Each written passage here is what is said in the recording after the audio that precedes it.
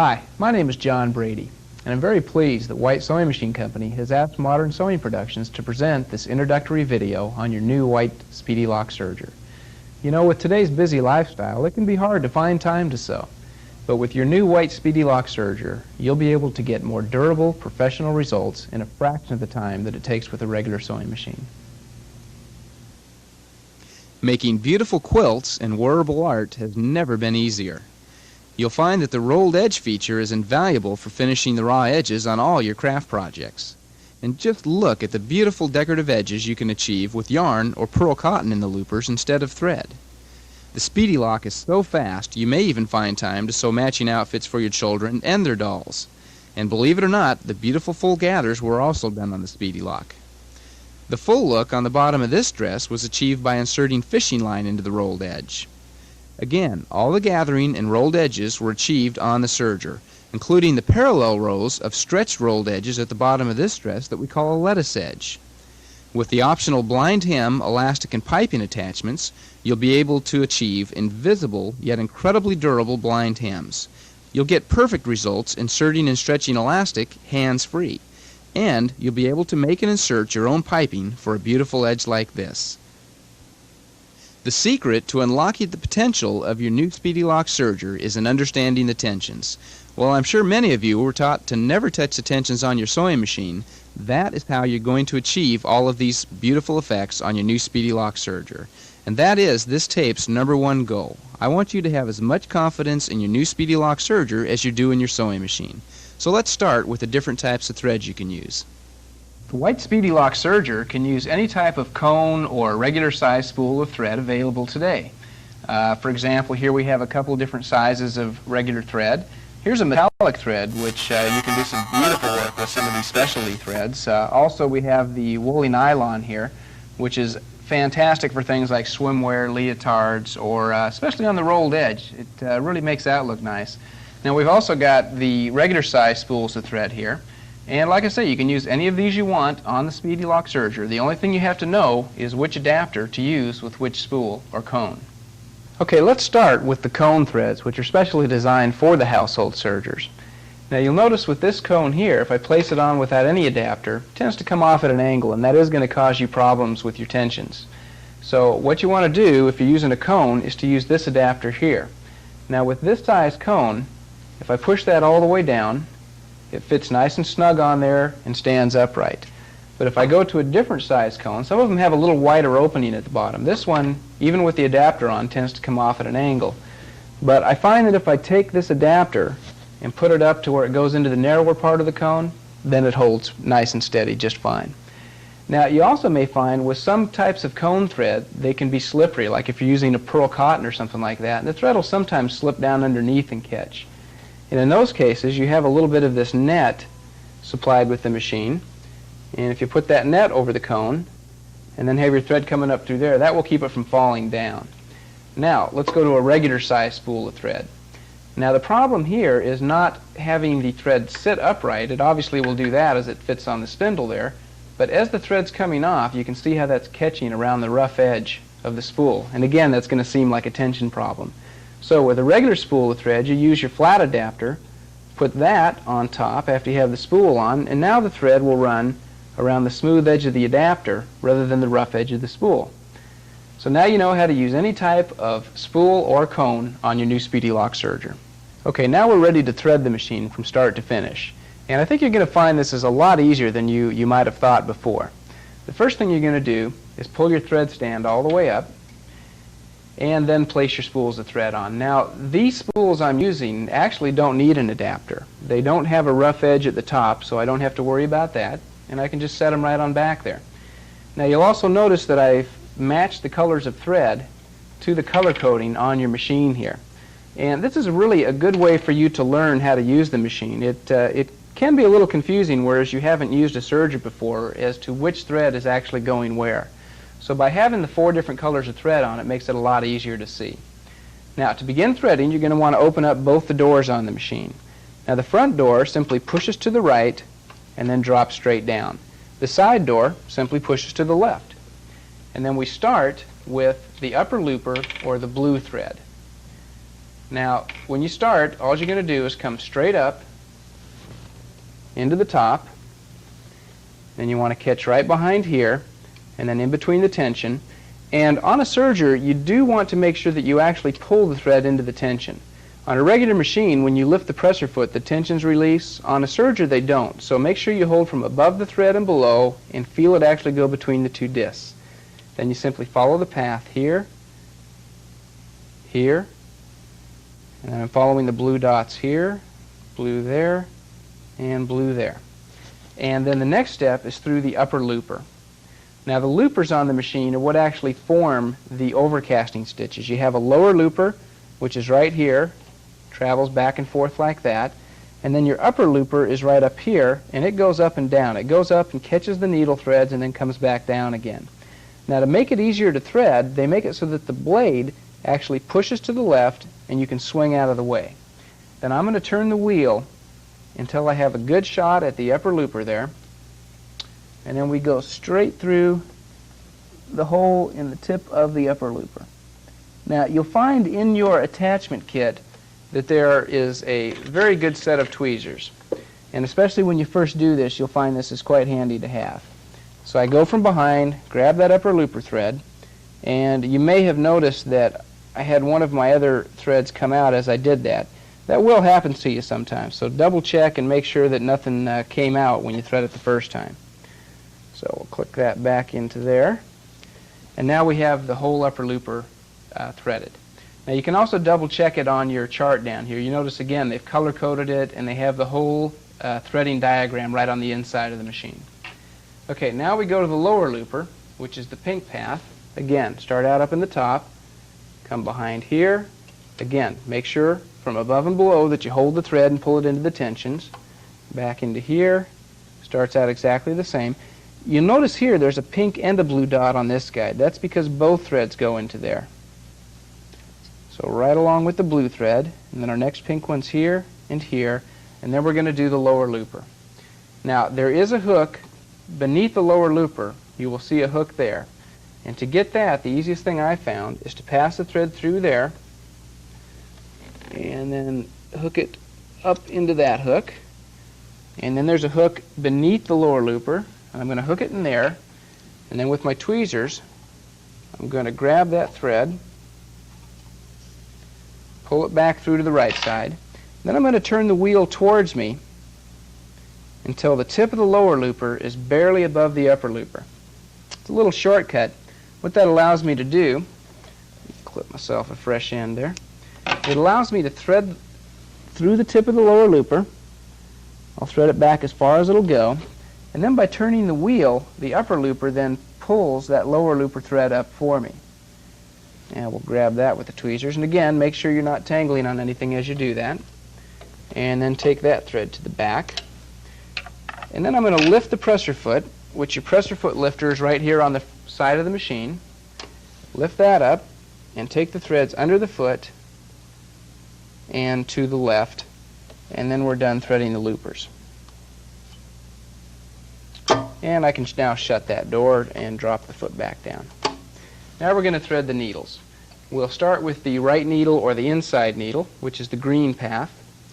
And again, they all start out exactly the same, coming up to the top of the thread pole, down into there, same guide here for all four. Again, I always make sure I pull that into the tension disc, then I go under here, and then I'm going to follow this gray path here. So I go into the first groove there, into the first groove there on that side, and then you've got a guide above the needle, where if you just go straight back and loop it around, you'll get that into there, and then you're ready to thread the needle.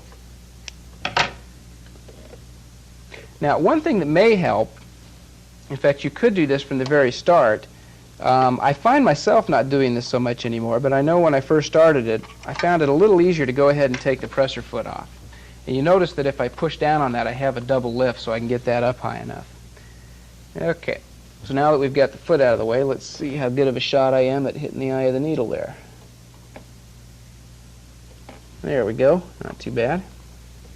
And now the yellow one, or the left needle. Again, starts exactly the same, up into the top, behind there, always pull it into the tension disc, And then this one, you'll notice they have a gray path for it to follow. So it goes into the upper guides on both of these, and then it goes on this side of our little hook there, and then it has its own little guide right above the needle. And then we'll thread the left needle and we'll be done with the threading. So as you can see, it's really not that difficult to thread, although the next thing I'm going to show you is a shortcut for threading the whole machine if you don't feel like going through that whole process. Now, just to finish this up though, we'll put the foot back on. And again, you notice how I come in at kind of an angle there, and I push up so that I have that double lift on the foot, and then make sure it's seated all the way down. Tighten your foot up, and all the threads now should be, there we go, under the foot and to the left. Drop the foot down, and then I always take a couple stitches by hand. Just in case I didn't do anything right, I'd rather do it by hand than pushing on the foot control. And now you can see the stitches are forming. Oh, and by the way, be sure you always put your blade back. Notice how it goes up and rotates out of the way? Make sure you put it back and close all the doors before you start to sew. That's very important. You don't want your fabric to go in between those loopers or anything. So the blade is down, we're ready to sew. But now, like I promised you, I'm going to show you a shortcut on how to do the threading here. I think you'll like this. What I'm going to do, this is called tying on and pulling through. And what I do, instead of threading the entire machine, if I want to change colors on something, and I'm going to change all 4 colors, rather than rethread the whole machine, I simply take my 2 needle threads and clip them right above the eye of the needle. And then you notice I pulled a little bit of slack there. Then lift the foot, and I should be able to pull those other threads, which are now just the 2 looper threads left.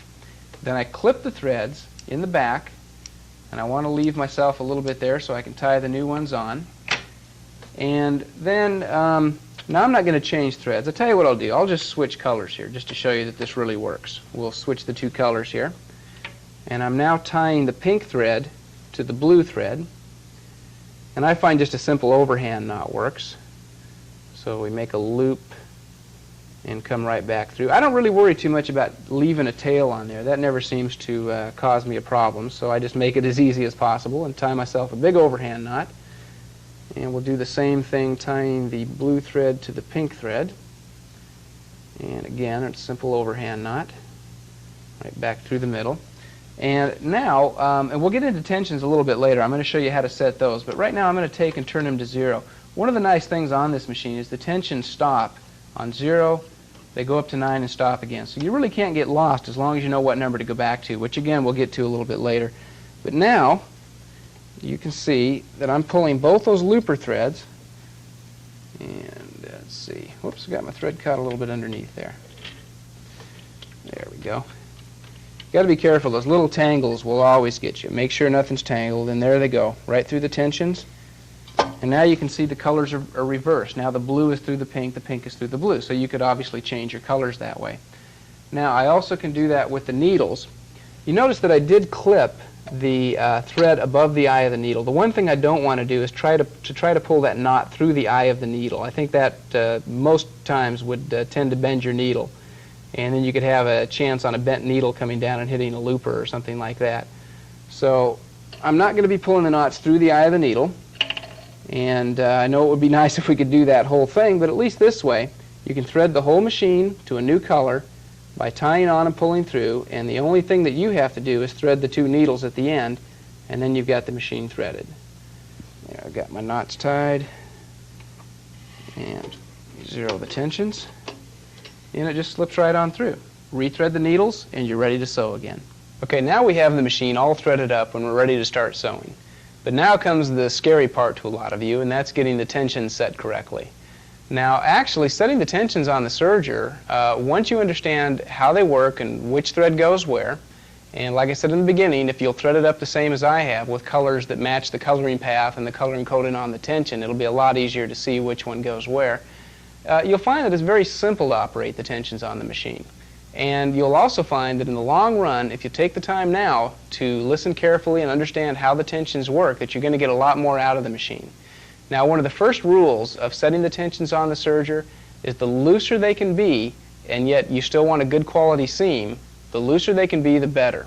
So what we want to do is we want to start with the tensions loose and then slowly tighten them up until we get a good looking stitch. So what I'm going to have you do is take the yellow tension and turn it down to 2. That's your left needle. Your right needle or green to 2. The upper looper or blue we're going to put all the way down to 1. And also your lower looper, the pink one, all the way down to 1. So I know that these are extremely loose tensions and they won't give you a good seam. But again, we want to start with them loose and then slowly tighten up until we have a good stitch.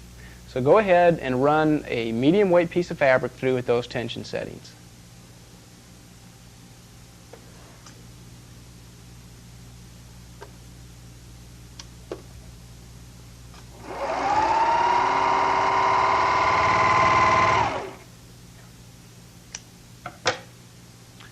Now on my sample, and I'm sure it's this way on yours too, the needle threads are very loose. There's all sorts of loops here, and it's a little bit hard to tell exactly what's going on. So what I've done here to make it easier for you to see what the stitch should look like is I've made a giant stitch. And I've used the same color coding, the yellow for the green for the inside needle, blue for the upper looper, and the pink for the lower looper. Now what you want to look for in a good stitch, and this would be the top side, as you run the fabric through the machine, this is what you're going to see coming out the back. You should see 2 straight lines for the green and yellow thread, and then the blue thread should come up and make a loop on the top with your pink thread.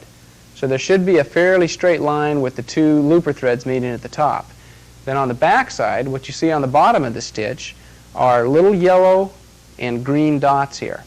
Those again are your 2 straight stitches coming up and wrapping around the lower looper thread. And again, the looper thread comes up, meets with the blue thread right at the top edge of the fabric. Now, what you don't want to happen is for the thread to be so tight that these dots disappear and actually pull down inside of the fabric. You can see if I can get a good one here for you. Now what I'm doing is I'm pulling on the back side. I'm actually pulling the straight stitch too tight. So you see here that where there was a dot, see how I'm pulling that into the fabric? Okay, you don't want to do that. You want to see those dots up on top of the fabric like you are here.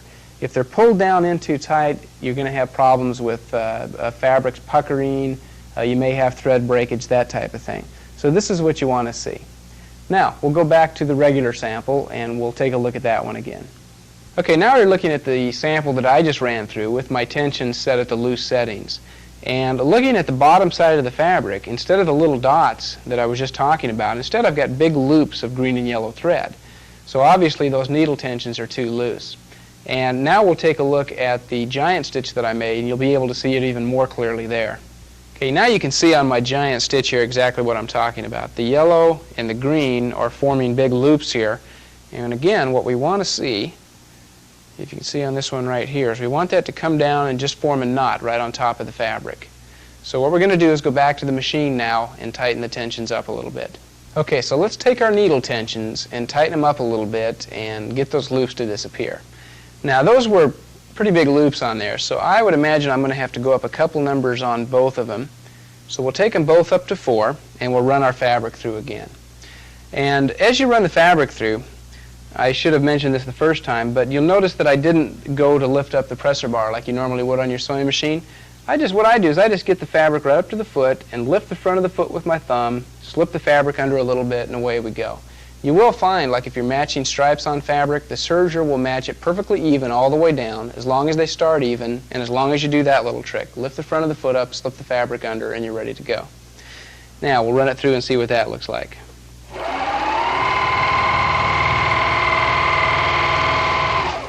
Okay, you'll also notice how I just swung the tail of thread around and let the machine cut it off. As long as you don't pull, that's fine to do it that way.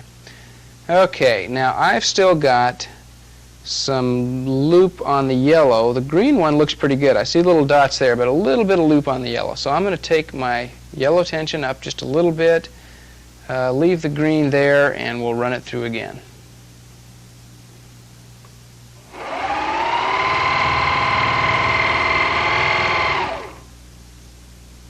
Okay, that's still just a little bit loopy on the yellow, so we'll try a little bit more tension there. Green one again looks just fine right now.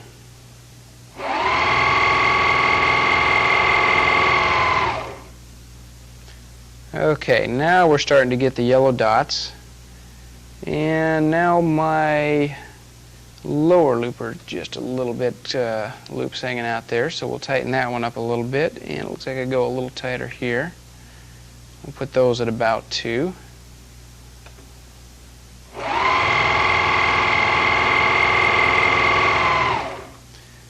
Okay, now we're zeroing in on a good tension. And this is what you're going to do. Again, the looser the tension can be, the better. The bottom line is, if you know what the stitch is supposed to look like, just tighten. If you have a little bit of a dot on either of your needle threads, your green or your yellow thread have a little bit of a loop there, tighten them up a little bit until you get a dot instead of a loop. And then on the 2 looper threads, if your blue thread or the upper looper is hanging over to one side, tighten it up a little bit to pull it back to the top. Same thing with the pink one. But always start from the loosest tension settings first and slowly tighten up until you have a good stitch. Okay, now let's take a look at the width and the length adjustments on your new Speedy Lock. Now, in order to adjust them, you're going to want to open up the side cover on the machine. And again, that just pushes out to the right. And then this is your length adjustment. And this is the length of the stitch. Same as on your sewing machine, it just makes the feed dogs travel further. And by pushing the lever up, I get a longer length, all the way up to 5. Push the lever down, and you can go all the way down to 1 for the shortest length, which you'll use for things like your rolled edge. Now, you will find that as you go into thicker and thicker fabrics, you're going to want to use a longer length. So, for example, if you're doing like some polar fleece or several layers of denim, you'll find that a longer length will be better. On some of your stretchier fabrics, like Lycra, you'll want to go to a shorter length. Now, your width adjustment is right here. And simply by turning this knob, you can see this little dial right here moving back and forth down to a shortest width of 4, and then going back the other way up to 5 and 6. So you have anywhere between 6 and 4 you can adjust the width on the machine. Now, the reason you would do that is, for example, if I'm doing a fabric that is really loosely woven and will fray very easily, I'm going to want my widest width. And I think that would include things like denim. If I were making a pair of jeans, I would want my widest width on the stitch. And then for something that you want a little bit less bulk in the seam, a lot of your knits aren't going to unravel real easily, I would probably do a t-shirt down at the 4, because you're going to have less seam in there, and yet because of the nature of the knit material, you're not going to have to worry about anything coming apart. So there's your length and width adjustment. Length here, width here, and you'll be able to handle any type, weight, any thickness of fabric using those 2 adjustments. You know, one of the great things about the serger is the way that it trims off the edge before it sews. That's why you get such a nice finished look to it. The threads wrap right around the edge. But the only problem is that the cutter in there, as it's trimming the fabric away, it kind of drops it off in front of the machine there, which can get kind of messy. So White Sewing Machine Company was nice enough to put a scrap catcher right with the Speedy Lock. And all you do is put that right into the machine like that, and it clicks in. All your scraps fall into the tray. Then when it's full, simply take the tray up, dump it into the trash, and you're ready to go again. Okay, to make the machine do a rolled edge, there's a couple things you need to do. First, let's open up the doors here. And you'll notice on the regular plate, the plate that comes in your machine, there's an A on the front of it. On your rolled edge plate, there's a B right on the front of the plate there, so that way you should never get them confused. And what we're going to do is take this foot off. And again, I like to just use the double lift of the presser lifter there. Just push it down and it'll lift up high enough to take that foot off. And then you're going to remove the left needle, or the one that the yellow thread goes to. So I'm going to clip that thread. In the kit, you've got a small screwdriver. Loosen the needle set screw, and I'll just make sure the other one stays in there. We'll drop that needle out and tighten that back down. And when you do need to change needles, remember, flat side goes to the back, and push them all the way up as high as they'll go. So when you're changing needles, make sure that you keep that one pushed up as high as it'll go. Then remove these 2 screws. And again, both of these screwdrivers are found in your attachment kit, so you don't have to worry about that. Except, of course, the kids will borrow them to fix their roller skates, but you'll just have to hide them good to avoid that. Okay. And then we take this plate off, and I just kind of hold on to those tails of thread so I don't get that tangled up. Just as soon not have to rethread anything, but just want to change the plates here. And we'll put the new plate on. And again, I make sure I don't pinch any of the threads under the plate. And put these screws back in. And we'll be ready to do a rolled edge. Now, one of the best ways to do a rolled edge is with what we call the woolly nylon or the super stretch nylon in your loopers. You can put it either just in the upper looper or in both loopers. And because of the texture of the thread, it makes a beautiful soft rolled edge, and it fills in the space a lot better also. Okay, now we've got the rolled edge or the B plate on, and now I'm going to go to also the B foot, which is the rolled edge foot. And again, they're marked the same as the plate. So I'm going to use that double lift on the presser bar lift, get the threads under the foot, tighten it down, make sure it's seated all the way down. And now we're ready to do a rolled edge. Now I'm doing one with just regular thread here, but again, you'll love it with the super stretch or woolly nylon. Okay, now you'll find that the rolled edge looks good on a lot of different fabrics. One place you'll see it a lot is like on a tricot where you want to finish the raw edge. And first of all, we're just going to start by running it through without changing anything. And then we'll talk about different lengths and widths that you can use for this. Go ahead and get that thread out of the way. Okay, so there's the rolled edge. Now I'm going to open up the door. I'm going to shorten the length all the way down. Most of the time when you do a rolled edge, you're going to have your length all the way down to 1. Now you can have the width on different settings. I've got it on the widest width right now, but you can set that anywhere you want, and you'll just get different looks to it. Okay, now the other thing you're going to do almost all the time on a rolled edge is tighten your lower looper about all the way up. I'm going to go ahead and turn mine to 9, and we'll see what that looks like.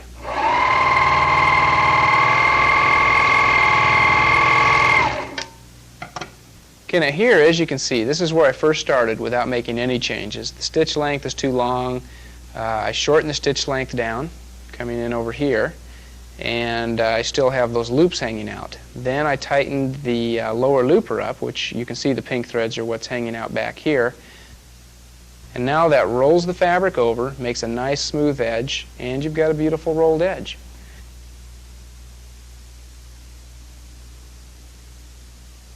The last thing I'm going to show you on the instructional video here is how to keep the machine clean.